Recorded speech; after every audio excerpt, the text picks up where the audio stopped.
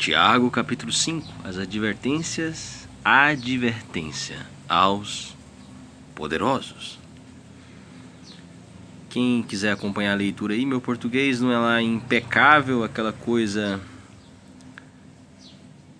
perfeita, enfim, mas dá para acompanhar aí.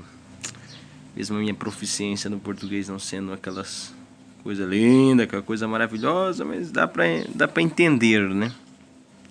Então, Deus abençoe você, sua família, e espero que goste da leitura do capítulo 5 de Tiago. Então, vamos lá. E agora, prestai atenção, vós, os ricos, chorai e arrependei-vos, porquanto desgraças haverão de cair sobre vós. Nota de rodapé 1. A riqueza é uma bênção adicional quando recebida por um coração que ama a Deus e seu reino. Tiago, entretanto, faz um parêntese em sua carta para prevenir os ricos não cristãos de que seu fim está próximo. Atos capítulo 2, versículo 17. 1 Timóteo capítulo 4, versículo 1.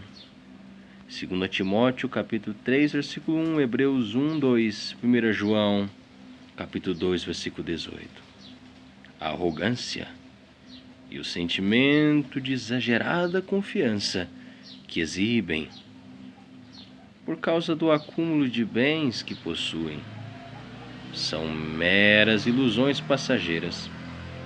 O Antigo Testamento, em muitos momentos ao longo da história, faz declarações semelhantes. Isaías capítulo 3 até o capítulo 23, Jeremias 46 até o capítulo 51, Ezequiel 25 até o capítulo 32, Amós 1:3 até Amós 2:16, Sofonias 2 do versículo 4 até o versículo 15. As roupas normalmente confeccionadas em tecidos finos e exclusivos para clientes exigentes e adornadas com ouro e pedras preciosas sempre foram um sinal de requinte e poder no Oriente. Atos capítulo 20, versículo 33. Vossas riquezas apodreceram e vossas roupas finas desvaneceram, roídas pela traça.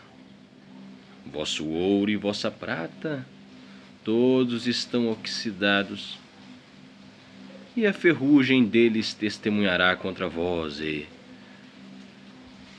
assim como o fogo vos devorará a carne. Tendes acumulado bens demais nestes últimos tempos.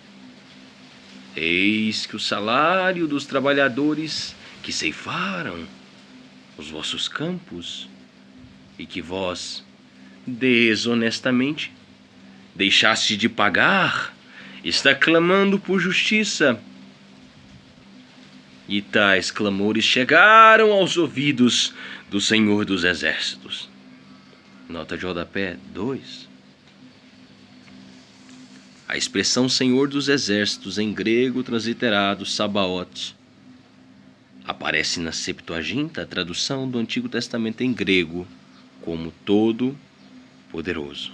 Romanos capítulo 9, versículo 29. Isaías capítulo 1, versículo 9. Tendes vivido regaladamente sobre a terra, satisfazendo todos os vossos desejos, e tendes comido até vos fartardes, como em dias de festa. Condenais e matais o justo, sem que ele tenha vos oferecido qualquer resistência. Coragem no dia do sofrimento. Portanto, meus irmãos, sede pacientes até a vinda do Senhor.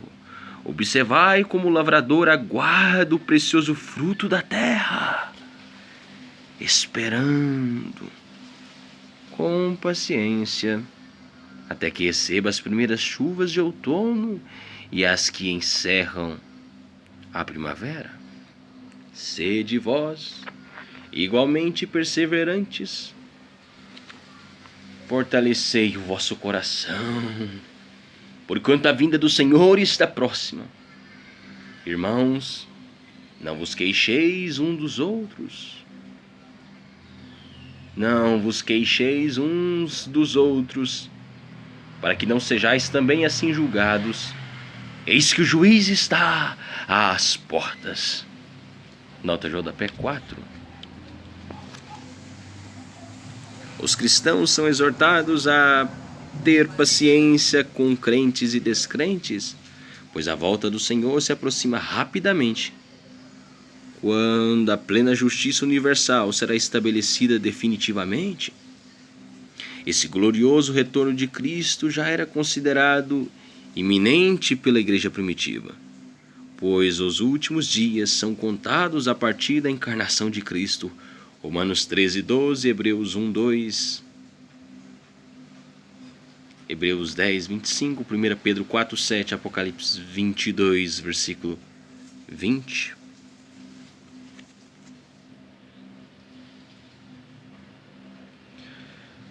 Sede vós igualmente perseverantes, fortalecei o vosso coração, porquanto a vinda do Senhor está próxima. Irmãos, não vos queixeis uns dos outros, para que não sejais também assim julgados. Eis que o juiz está às portas. Irmãos, tomai como exemplo de paciência e perseverança a atitude dos profetas, que pregaram em nome do Senhor diante do sofrimento. Eis que consideramos bem-aventurados todos quantos demonstraram fé ao atravessar muitas aflições.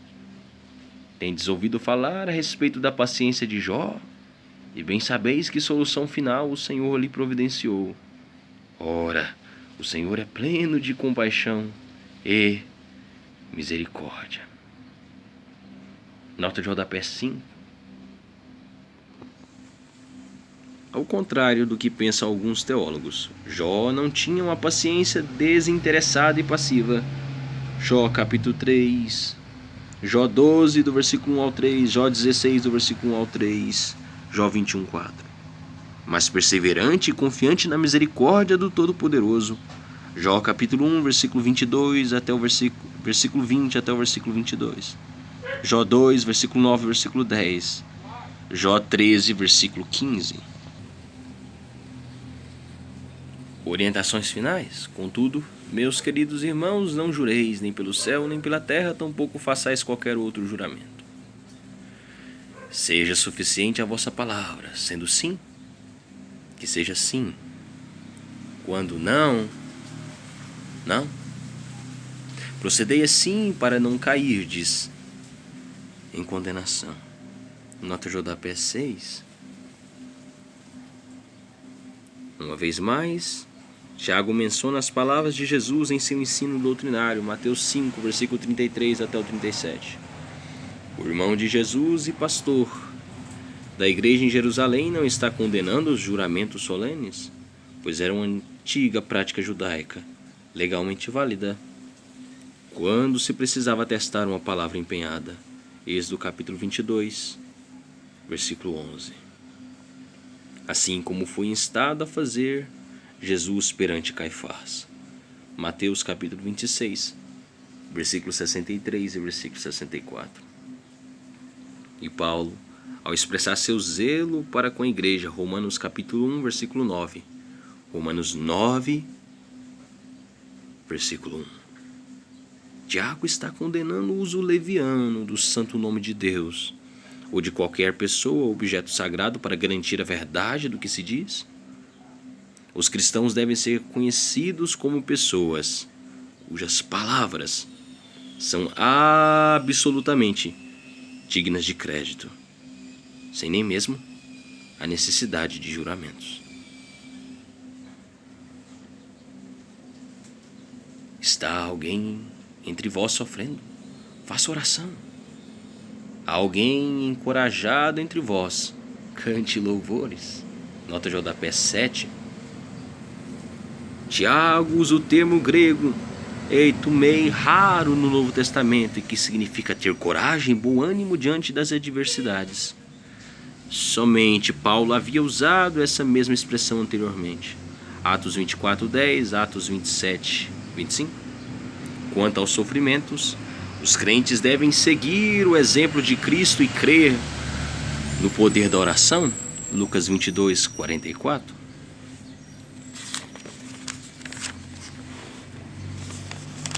Algum de vós está doente? Chame os presbíteros da igreja a fim de que estes orem sobre a pessoa enferma, ungindo-a com óleo em nome do Senhor. Nota JP 8. Diferentemente do que afirmam alguns teólogos, esta não é uma indicação para a prática da extrema unção. Primeiro, porque Tiago está se referindo aos presbíteros e não aos sacerdotes. Segundo, porque o uso do verbo grego original aqui usado, cujo significado é ao mesmo tempo salvar e curar, indica uma oração para a vida e não preparativo para a morte. O óleo era o remédio mais conhecido e eficaz contra várias doenças e dores. Os antigos filósofos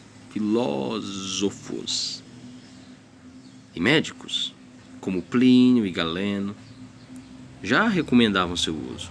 Jesus, embora não usasse óleo em suas curas, autorizou seus discípulos a fazê-lo como uma ilustração do poder de Deus para curar a alma e o corpo do ser humano, sendo a maior das curas o perdão dos pecados e a doação da vida eterna.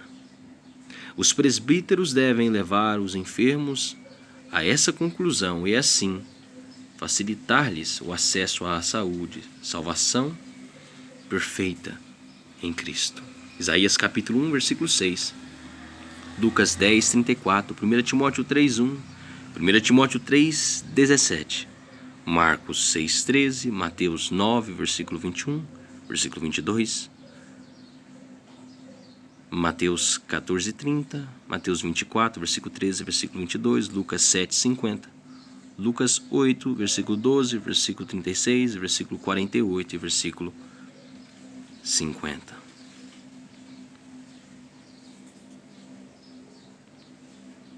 Algum de vós está doente? Chama os presbíteros da igreja a fim de que estes orem sobre a pessoa enferma, ungindo-a com óleo em nome do Senhor. E a oração feita com fé curará o doente, e o Senhor o levantará. E se houver cometido pecados, será perdoado. Portanto, confessai vossos pecados uns aos outros, e orai uns pelos outros para serdes curados. A súplica de uma pessoa justa é muito poderosa e eficaz. Elias era uma pessoa frágil, como nós. Ele orou fervorosamente, rogando para que não chovesse, e não choveu sobre a terra durante 3 anos e meio. Nota JP 9. Esses 3 anos e meio representam apenas uma cifra arredondada, metade de 7, tendo como base os registros nos livros dos reis, 1 Reis 17:1, 1 Reis 18:1,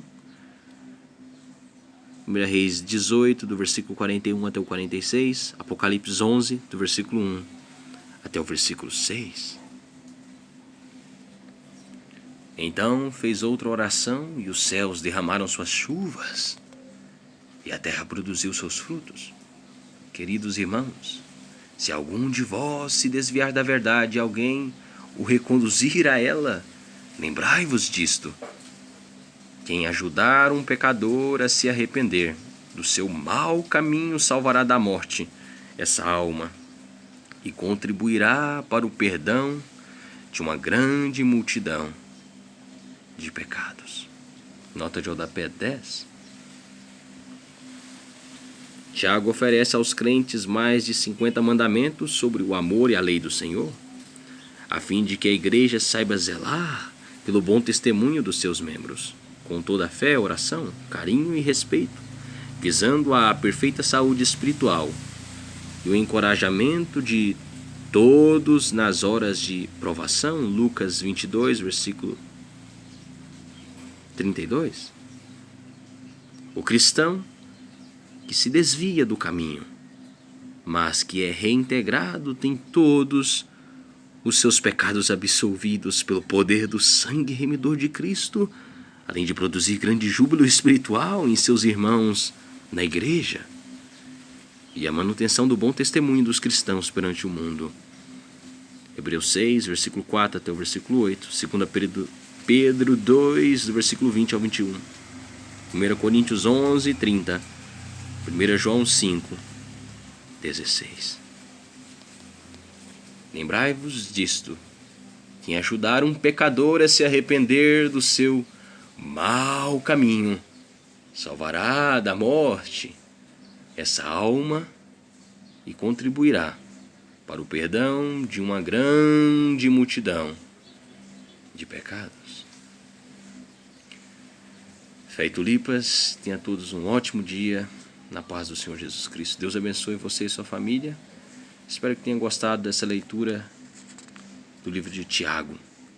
Medite mais sobre ele, volte, veja os outros vídeos. Realmente é um livro maravilhoso. Que você tenha um ótimo dia na paz, na graça do Senhor Jesus Cristo.